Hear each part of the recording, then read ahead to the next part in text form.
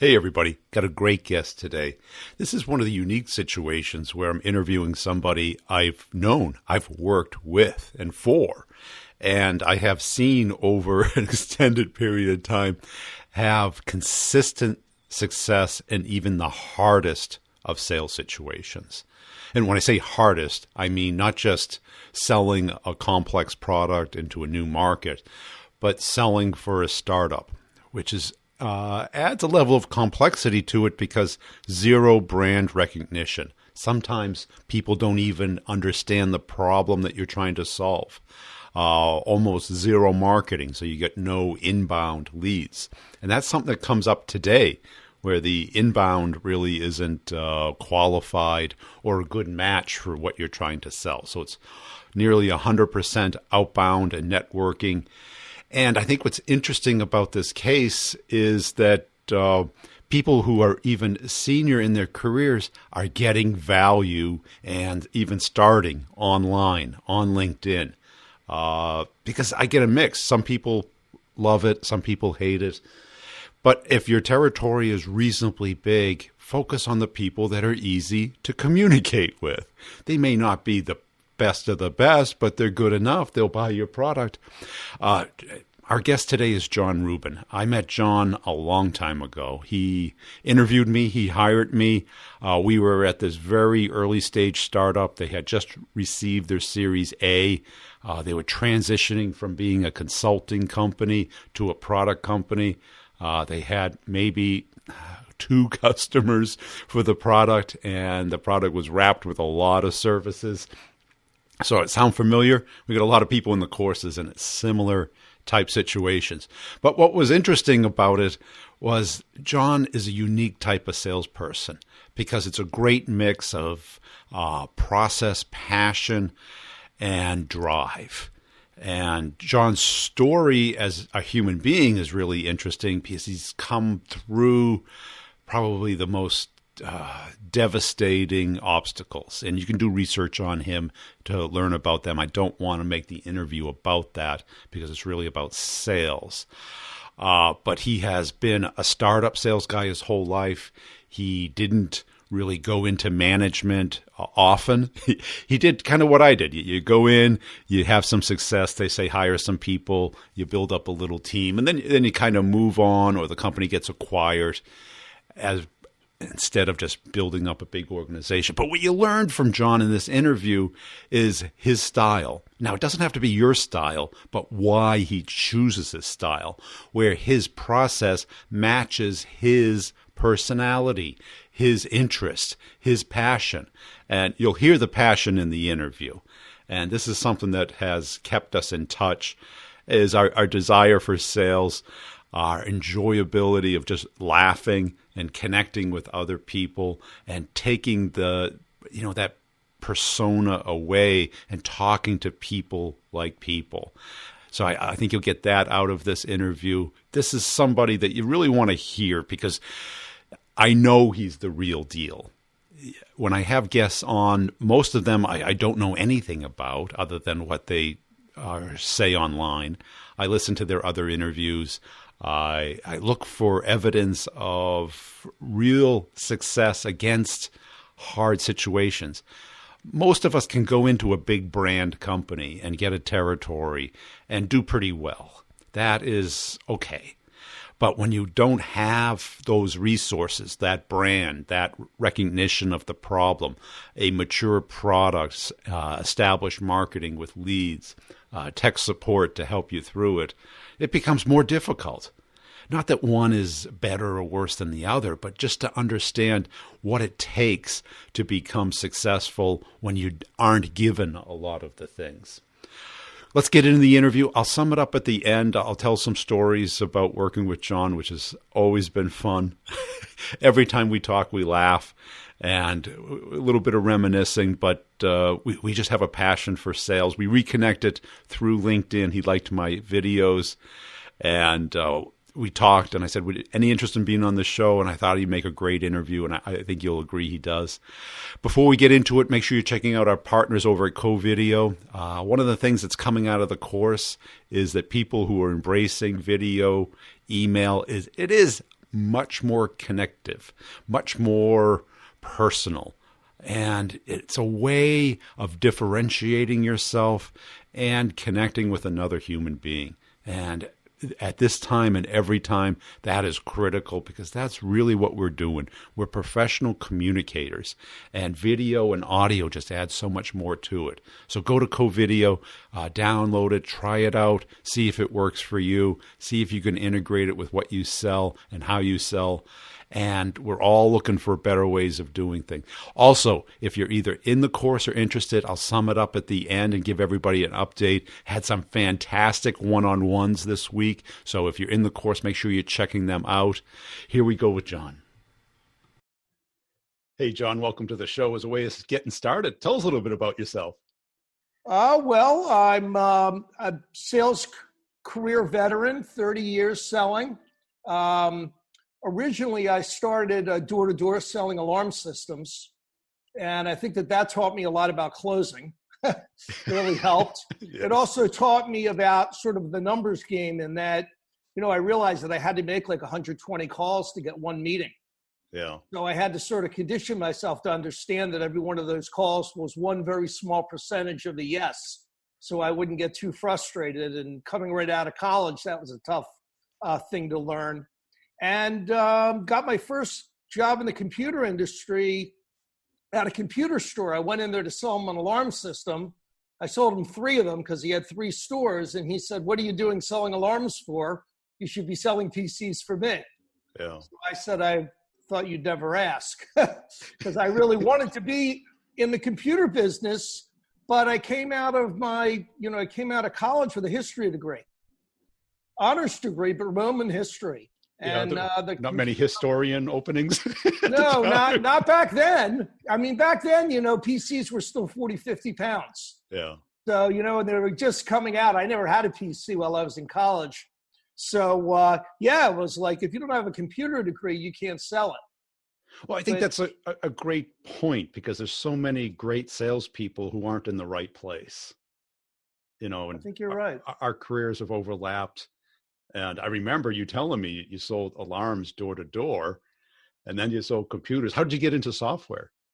I got into software because after I was selling, when I started selling the PCs, I started selling local area networks to manufacturing companies. Yeah. I hooked up with a local consultant, and he taught me all about manufacturing, and I got my CPIM, and I went to work for a company called Basic 4, which was a big mini computer vendor back then, very different than the other ones because they offered software and hardware.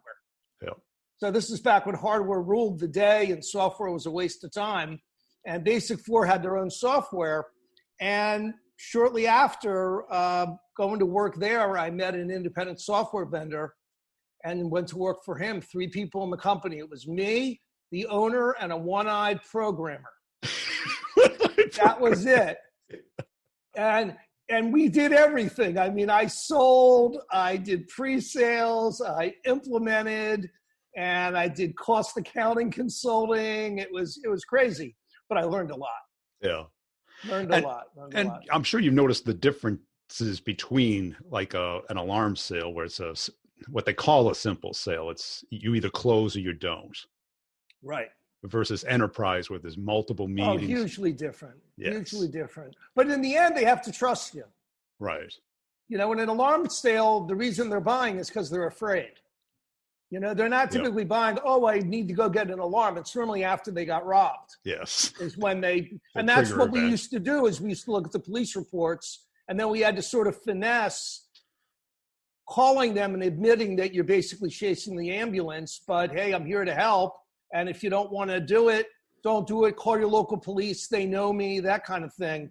But they have to trust you because they're, it's their kids and their wife and, all of that. And it's the same thing, I think, in an enterprise sale now, especially because it's not whiz bang anymore. I mean, people are basically buying to solve problems. Those problems are costing them money. It's affecting their career. And they have to feel comfortable with you as a person, that you have their interests at heart. They know that you're there to sell stuff to them, right? But they got to feel that you have a moral compass that is driven by their needs. And how do you convey that? I don't think it's like something that you say. I think it's just the way that you are. I think that you either care or you don't care. I think you either are collaborative or you're not. And the sales cycle is a long sales cycle. So you don't try and get it all across at one point. You just do what you do and you maintain those relationships, because in the end, that's all we have are the relationships that we have with other people. And that's in sales, it's the same thing. Right. But for the people who are listening, do what you do, because you're, I think, the classic unconscious competent guy, probably one of the most natural salespeople. Unconscious incompetent guy. Come on, man. You worked with me. I did, but I saw you in front of clients and it was magical. Right? Yeah. Right? You connected with people. People know that I want to help them solve a problem and that if their problem is my problem. Right. You really have to look at it that way. And I mean, that's why you do research and that's why you look into things outside of your own product set. You find out what their problem is and you really make it your problem. And I think you also emotionally attach to solving it. Of course. Yeah. I remember being in presentations where people weren't getting it. You would kind of become very animated. Yes. And then all of a sudden they go, if he's so convinced that we need this, we should listen. Yeah, I think there's a fine line between, hammering and convincing.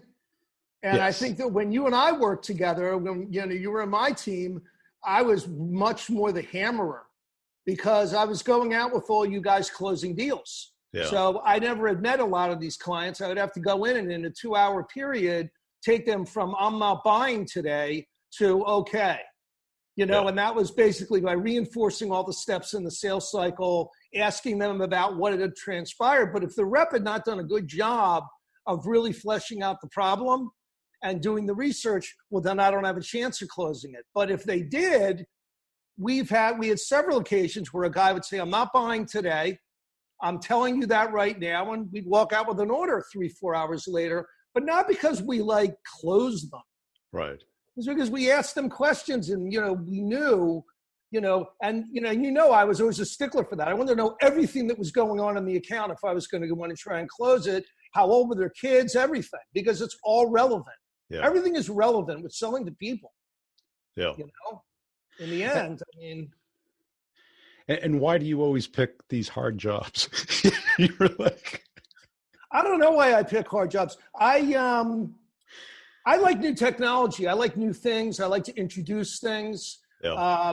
It's like when I started my nonprofit and the guy that was going to do my pro bono legal stuff, my sister's a lawyer. She brings me into the guy that's doing the pro bono and he says, John, I know you. You have ADHD. You're not, Mr. Organized. He goes, and now you're going to go start a nonprofit. What are you, crazy? He says, that's something that people just don't do. And I said, well, I'm going to do it. And he said, why? I said, because I believe in what is going on here. And if I need to call someone and ask them for money, I know how to do that. Yeah. And this is something that's really worthy. And, 16 years later, we're a relatively large charity. We've helped hundreds of kids. But I got to tell you, it was really tough.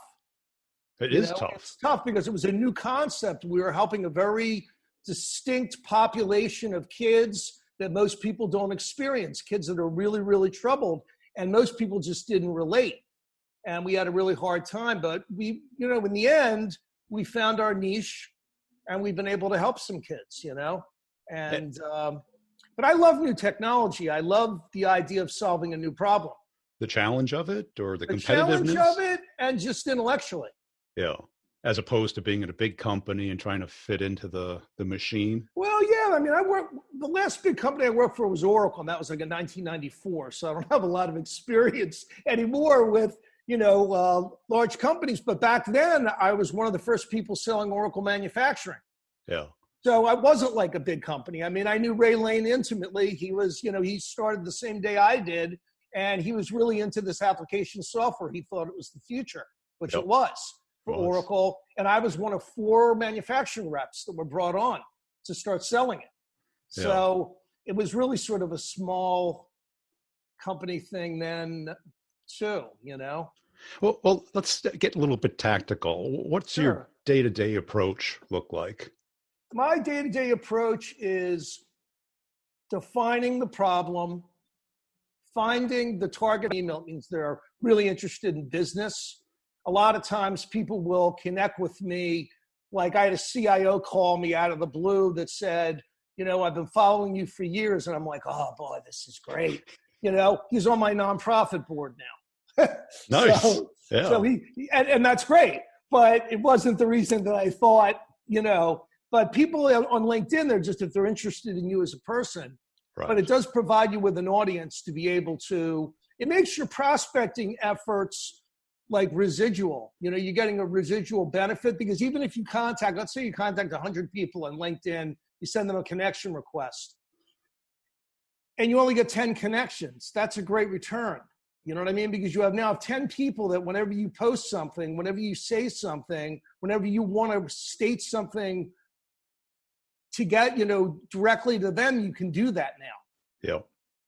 You have a lifeline to them. Well, that's it, because so much of what people sell today, it's not just do they need it or not, it's like, when will they need it? Exactly. When will that pain go from latent to active? Exactly. A lot like the alarm thing. And I bet in the alarm thing, you could sell the person who got robbed and the person next to them, right?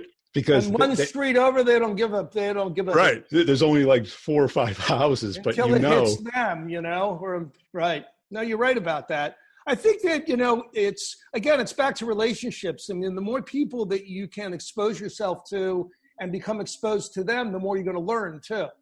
And so I do get a lot of stuff from people that I'm connected to. I don't get to read all of it all the time, but I do really benefit from it.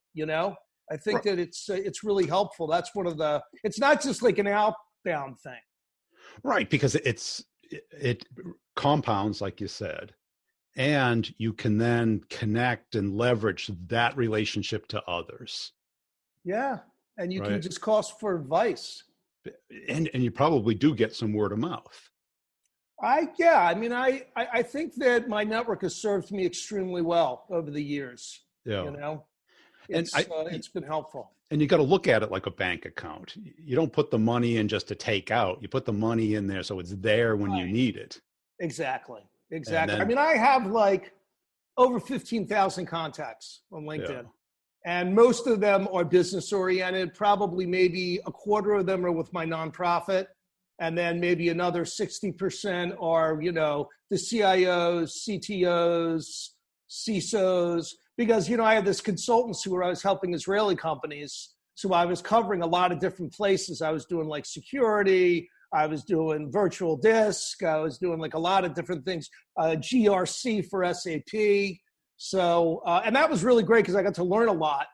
I was always sort of like catching up on everything.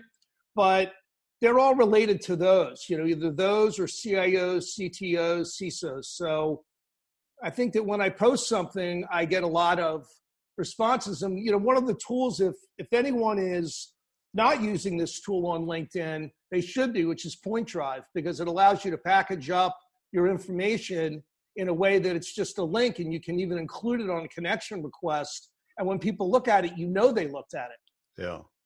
And then you can have your SDR follow up. And how do you separate what you do versus what your SDR does? She's pretty much doing most of the LinkedIn stuff. Yeah. And then what we're doing is every day we get together and we look at all the new connections and we decide how we're going to approach those people. Some of them we're just going to approach by thanking them. Some of them we're going to approach by saying we have something relevant. If you're interested, let us know. You don't do a lot of a cadence with those folks, one or two. You don't hound them. No. Yeah, you don't hound them and you don't do any kind of a cadence. But, if like later on we just came out with the cyber ops offering, I've got several hundred CISOs in my list, I sent like 25 out just to see how they respond. Right. It's a good thing just to see, hey, is this for real? Should I be spending a lot of time on this? So she looks at that. She looks at the ones that they looked at the point drives. How are we going to respond to those? And we go through them together, and we've been working together for about a year. Now she can do all the verbiage herself.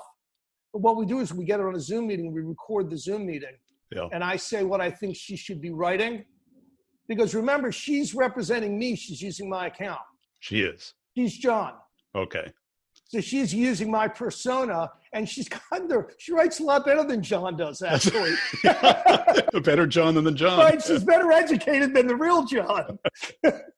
But she's done a great job, and she books really good appointment meetings. I mean, the meetings are high-end, because, the thing about LinkedIn is, when you're doing it outbound, you can decide who you're going after.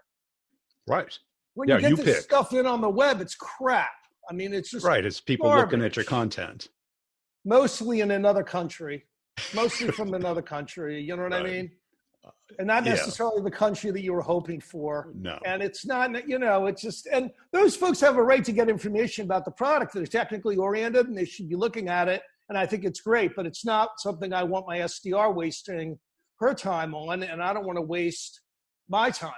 Yeah. I'm more thinking like, what are the problems that the product's solving that I'm not going after? What's the part of my database that I haven't reached lately that I can maybe offer something to? Yeah. And what type of price point are you at? My price point goes anywhere from $100K a year to several million a year. Okay, so I have one OEM that is in the defense market that they're using our product now for every program that they do. And you're talking like a $5 million, it's like a NASA kind of thing. Right.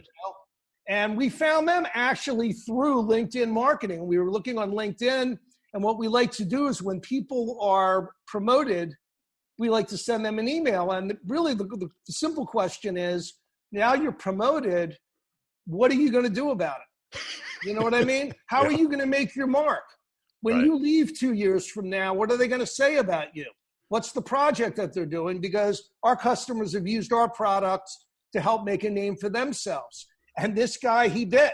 And he called back and he said, it turns out I'm responsible for building our internal products. And it sort of looks like maybe yours would just do as good a job. That way I don't have to write it. I can just enhance it. Yeah. That's what ended up happening. So how many deals do you need to do to reach your personal goal? Well, it depends on the size of the deals. If I do a $5 million deal, my goal is done. There you go. But I mean, I think I'm like everybody else. If you can bring in between $1 million and $2 million in subscription fees a year, then you're probably on your number. I think that's what I see out there. Yeah. But so it depends what your goals are too. My goals have never been, as you know, 100%. I used to scream at you guys when you would say, well, I'm on my number. I would say that means you're off your number. Yeah. That means you should be fired. Well, and what's your why? Is it the nonprofit, or is it just your personal? Why am I doing it? Why are you getting up every day and hitting it so hard? I'm getting up because that's a really good question, because I've had an interesting life in that regard in terms of wanting to get up. I think I want to get up because I just have a natural curiosity for the new day. Yeah. And I love the people that I'm with, and I love interacting with people, and nonprofit is part of it. I think the nonprofit was more part of it after my son's passed. It was something for me to really pour my emotion into in a positive way, rather than just running around going, poor me, poor me. Right. Because it's very easy to do that. I do that, but I try and keep it at a minimum. In a constructive, helpful way. Yeah, I just try to focus on stuff that's positive and laughing. You and I get along so well because we both love to laugh. Yeah. And it's no secret anymore to people that, one of the best cures for cancer is laughing. It really works. It's the natural icebreaker. Exactly. And it really works for people. People that laugh are feeling better. So I've always tried to make that a part of everything that I'm doing. For a while there in my life, it was kind of difficult. There wasn't a lot to laugh about. Yeah. But I was fortunate. I had people in my life that brought that out. Yeah. But. Right. It breaks the tension, and it has commonality. It's immediately rapport building. Yeah. And if you like people, this is the job for you. Yeah. And if you don't like people, go find another job. You know what I mean? Because it doesn't because you're going to be miserable. Right. And who wants to be miserable? Go do something and make less money, and it'll be less miserable having less money than dealing with people that you don't care about, that you don't like. Yeah. I love people, so I enjoy it, So let's say you get somebody interested, CIO, big companies, curious. What do you do then? Is it a Zoom meeting? Is it a face-to-face? Is it? If it's a CIO, I try and go. Yeah. I try and go because the thing is for me is that I long ago abandoned this bottom-up approach. Yeah. I mean, it's a joke in my opinion. It's an excuse for people that are afraid to go to the high people. You can start with the high level people and they'll push you down anyway. Yeah. Don't worry, you'll get to meet all the dweebs you want. Because the CIO will send them to you. You know what I mean? Because the CIO will say, look, I like the idea, I like the problem. I have this problem. As soon as you can solve it, now these are the people that are going to evaluate it. Dweeb 1, dweeb 2, like thing 1 and thing 2 and the cat out of the hat. You know what I mean? Yeah. The same sort of thing. And so, but you want to be able to go back to that person eventually. Yes. Something goes to hell. If dweeb 1 and dweeb 2 just sort of stop communicating with you, where do you go? There's nowhere lower than dweeb 1 than dweeb 2.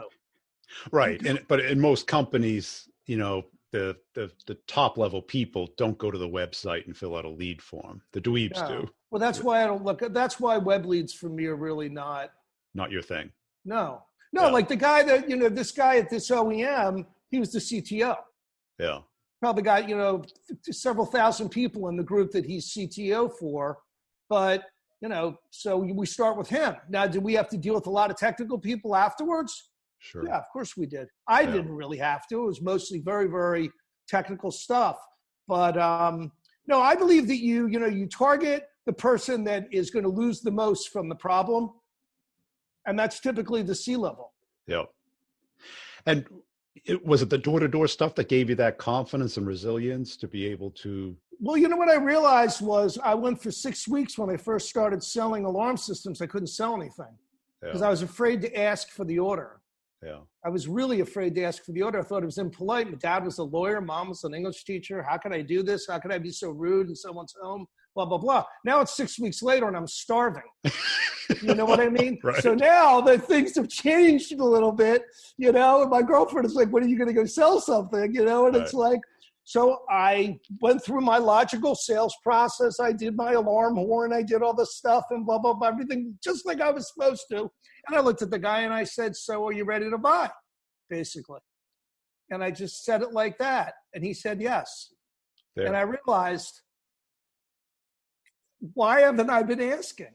Right. If you don't ask, you don't get an answer. Yeah. And I think a lot of people either do it too early or don't do it enough. Yeah. Because people need a little nudge to take that next step, whether it's buy or schedule another meeting or, take some kind of action. I think when you start any interaction with anybody, but especially a prospect, you want to be very clear with them what your goals are for the meeting. You ask them what their goals are, of course, that's the most important, but then you should also say the goal for this meeting is that we're going to show you the product and we're hoping that you will then decide that you want to test the product. Yeah. And at that point, we'll discuss about blah, blah, blah, blah, blah. And then when they say they want to test the product, that's when you start asking them more. I have sort of a qualification continuum, so you got the who, what, why, when, how much, the classic from alarm system to car dealers to software salesmen, we all do it. You don't have to do them all in the beginning. I mean, for a low resource event like a WebEx or like what we're doing right here, you want to find out who, you want to find out what, you want to find out why, but the when and the how much, you don't need to push that because you don't want to people nervous. You want people to talk to you and tell you and feel like they had a nice meeting with you. Right. Because when they leave the meeting, that's what they're leaving with. They're not leaving with the PowerPoint.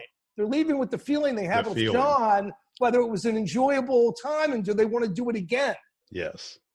That's the thing. And they have to really enjoy it. And that's where the humor comes in and everything else. And then when they say, now I want to do a POC, it's the give-get, right? Okay, so I'm going to give you a POC, but I got to get something like, how much money do you have?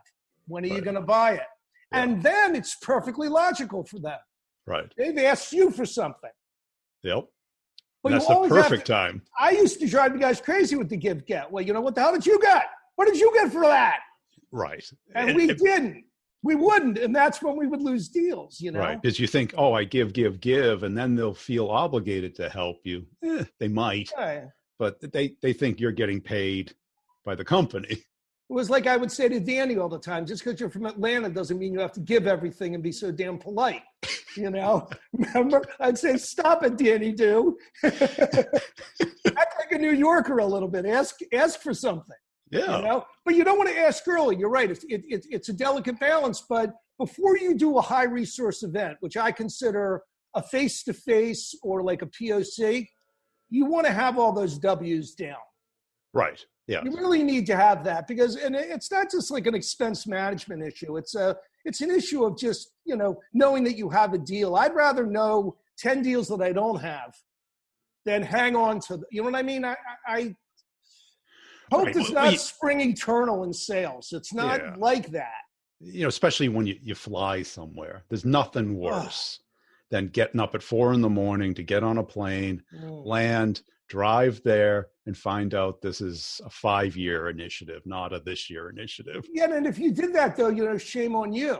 Exactly. You know, like guys would come back to me when I was managing, and they would say, "Oh, well, the prospect." You know, no, it's not the prospect's fault. That's not his job to qualify himself. That's your job to qualify him. I think qualification is the most underused skill in sales. Right. You know, and that's asking why questions. This bottom-up thing is I don't believe in, because you can't qualify at that level. They don't have the money. Yeah. And what makes you good at that? Do you have a sense for people? I believe that it's okay to do. Yeah. I believe that it's the right thing to do. I don't believe that I'm being impolite. I don't believe that I'm being pushy. I don't do it in a pushy way, but I believe that I have a perfect right as a business partner to ask these questions. So I ask them. That's what I learned that night at the alarm. When I sold that alarm, I realized this wasn't a bad question to ask. So once I realized that I could ask that question, I started asking that question a lot. I sold a lot of alarms, and I would sell them fast. Yeah. Because it was that kind of deal, you know? Because in the complex, there's all these kind of little asset tests. Right. Right. Are they going to meet with you? Okay. If they're not going to meet with you, they're not going to buy. Of course. Yeah. Right. They don't take your call, they're not going to buy. But if they're going to meet with you, they certainly might not buy too. Right. And they do meet with you and they want to do a POC, but they're not willing to, you know, talk through the numbers or the timing or the real problem or the alternatives. Right. Well, when you go to do a POC and you tell them that you want them to do a statement of work and you want them to agree on that statement of work and you want an agreement on what their team is and what our team is and what the specific objectives are, and they don't want to answer all that stuff, that means that they're doing like a try and buy. You know what I mean? They're not, serious. You know, but the closing is so important. I mean, I just thought of like this time when I was younger, when I was working for Basic 4 and I wasn't making any money.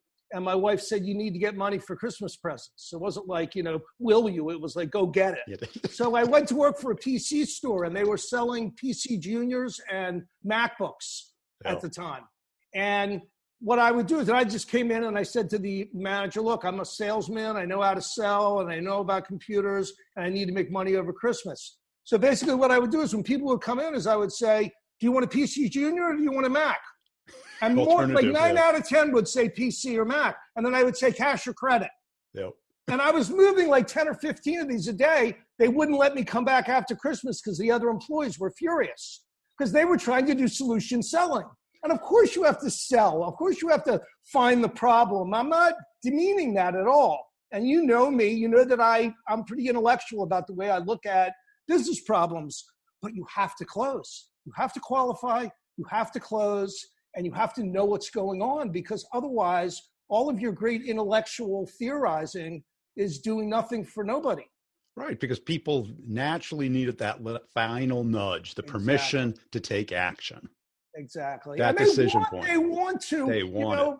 They want it. Yeah. They want it, but they want it in a way that's, you know, relaxed tolerable and enjoyable. It's not pressure. Not pressure. That's why, like, I would fly in for a dinner. Yeah. I would not fly in for a 1-hour meeting, but the CIO says, you know, me and my director want to go for dinner. I'm all over that because now I'm in a relaxed environment and I can say, so, you know, after a couple of drinks, so if we did this and we did this, would you still make me miserable and not buy anything from me? And you could say it like that in a funny way. And you've done it. I know you do it because I saw you do it. The guy will say, yeah, I guess I would. Or, I don't know, I've got all these other issues, and now all the other issues come out. Right. Because they don't just offer up all this internal shit that they're going through. Because they don't want to face it.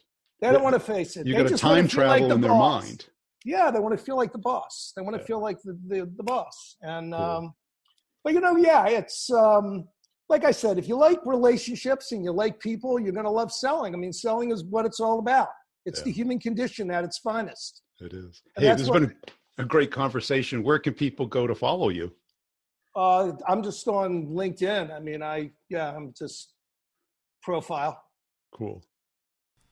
I hope you liked that. What I liked about John was that at a point in my career, it was kind of mid-career, where you see somebody who is really having success, who has passion, who has knowledge about selling. Because I didn't get into sales right after college. I kind of did. I dabbled in it, and then I was into pre-sales. But as far as bag carrying, quota carrying, you either make it or don't make it, it was a little bit later. And I had the pleasure very early in my career to work with great salespeople, and then not so great salespeople. So you find the distinction very quickly. The problem most of us have is we don't meet any great salespeople until we have an epiphany, or we have to figure it out on our own because there's so few of them.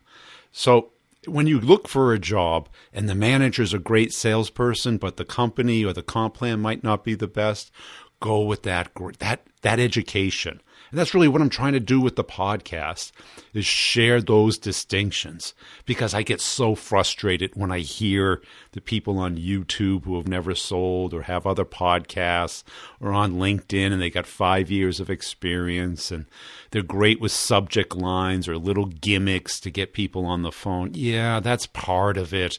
But as far as being able to connect with other human beings and do a deal from start to finish, very few of them.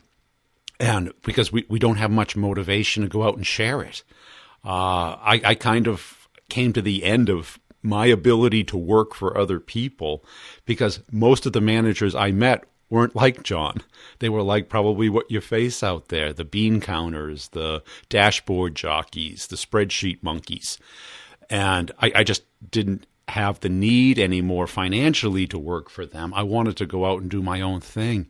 But I do want to share with you those distinctions. What you heard from John was his ability to use new technology and not just stick with the phone. The phone's a great tool. It works fantastic.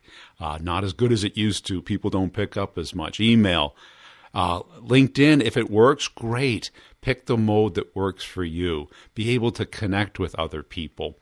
And what you hear is be able to close. Ask for the next step, or find out where they are.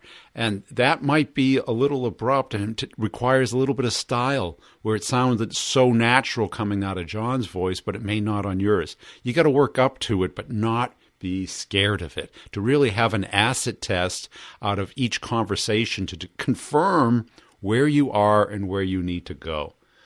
Now, let's talk about the update on the courses. Fantastic one-on-ones. But I have to tell you, the people who are getting the most out of the courses are the people closest to the metal, the people who care most about getting meetings and closing deals. These are entrepreneurs. So are you a salespreneur or are you an employee? Don't have the employee mindset where you're nice and comfortable with your base salary. You've got to get a little uncomfortable, get a little scared to go get that income that you want, get the meetings that you want. Because in the one-on-ones, in the course, I have an entrepreneur, we went through in 30 minutes a system that now gets him the conversations that he wants. So why is the course a year? This is a skill. When you hear me and John talk, it was 20 years ago that we worked together. It wasn't yesterday. And I should have put that in the intro, but, here, both of us are still developing these skills. And you hear John looking for new things. We talked about 3 months ago, and he ran down his stack and his approach. He heard about the course, and he goes, just tell me what to do.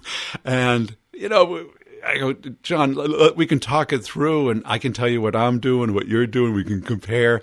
And some of it's style, some of it's technology, some of it's timing, some of it's just nuances. That's why, and you say, well, you've been doing it for 20 years. You should be good at it. Yeah, good and great is a $200K a year difference. That's the distinctions. And it takes so many people so long to figure this out. Everybody looks at the curriculum and they're like, oh, do I already know this? You don't know it. I'll tell you that right now. You don't know it. And even when you take the course, applying it is the magic. That's why you have to practice it, hear how other people are doing it, polishing it. Don't you think I'm doing this all day, every day? And winning the complex sales. Think of those deals that you're in right now. Do you really think they're naturally going to close? They're not. The natural thing is for it to die. And you don't want that to happen. You have to have direction, momentum, and control over it. You have to have a strategy because the default is for it to die. And what I want to do in the course is get everybody exposed to the top 1/10 of 1% of what people do and share that and have a system. You can cop out and not do the steps, but that increases the risk of it not happening. Now, John went from selling alarms door to door to enterprise sales. That is something that is incredibly hard to do. So don't think that where you are is where you have to stay. You can grow, and you don't have to be a rocket scientist to do it, but you do have to practice. So a lot of people have the questions like, what does the course include? Is it just content? Sure, there's a lot of content. You have access to all of it day one. None of it's gated or trickled out, but you're not alone. You have community, which is a group meetup, office hours, every other Friday for 1 hour on Zoom. And what happens during office hours? It's really focused on you, Q&A, discussion, and review of the one-on-ones that have taken place between the office hours. So I look for points of confusion, points of difficulty, and I try and dissect that and make that clearer. We dissect each significant persona. If you're selling to CISOs, Chief Information Security Officers, CROs, CMOs, CEOs, development managers, office managers, legal, finance, accounting, we dissect all of them so you can understand how they want to be spoken to. And this is an evolving process to be able to get that outward mindset to think like your client does so that you can have a conversation about what they care about, not just who you are and what you do. I get the who you are and what you do all day. What matters is what problem can you help them solve. The other course, winning or closing the complex sale, takes it from that initial conversation all the way through to closure. Why are they separate courses? Because they're separate problems, and some people have one but not the other. Some have both. But being able to win the complex sale is critical. And this is the time to take to start this process, because time is happening whether you admit it or not, whether you recognize it or pay attention to it or not. The bills keep coming, okay? There's no pause or pumping the brake on the bills. They keep coming, and you have to become better. This is our profession. How do we become better? Is your manager doing it? They don't have time. Their heart's in the right place, but they don't have. Do your friends? Do your peers? You have to have some systematic way of becoming better. Listening to a podcast is great. Congratulations, you're listening. It's a start. It's an interview, but it's kind of infotainment where it's informative yet entertaining, but it's not a system. It's not a curated step-by-step process. It's not a way of building out exactly what to do. So you can either sit back and take your base salary or step up and become a salespreneur, because it's the perfect match. An entrepreneur, it's pretty scary out there. An employee, it's not less scary, but no real big upside. Salespreneur, security and upside. Why not take advantage? Because today we have things available, like what John does with his SDR. Now, you can do it that way, or you can do it as a separate persona, but to be able to leverage, I have SDRs making $5 an hour because I've broken the system down into bite-sized chunks. I'm paying 1/10 what everybody else is and having more success with it. And why'd I do it that way? Well, at first it was like for financial reasons, but I said, well, wait a second. If I break this down into tiny little steps, I can get people in different countries to do it with me. And it scales. And everybody says, well, I know this. You don't know it. Get out of that confirmation bias, that B-player trap that everyone is in, and they're nice and comfortable, and then they wake up and they're 60 years old and they have very little money, and the time's gone by and their energy level's gone by, and it's a little too late. Embrace this moment in time in sales. Marry technology, process, and passion together to get the goals that you want. Go to b2brevenue.com, schedule a time to talk with me, but only schedule a time if you're ready. If I don't want to hear, I'll try and get my manager to pay for it. It's like, okay, whatever.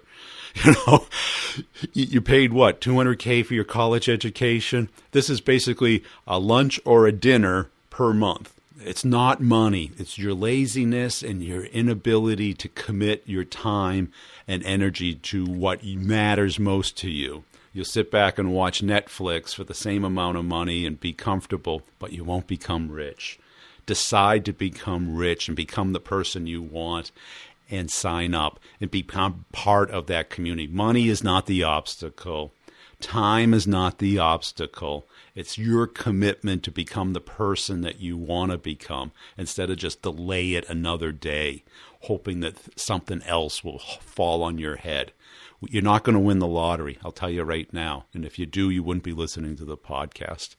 If that's your strategy, good luck. You have to take control over your life and take the action that you need to become the person that you want.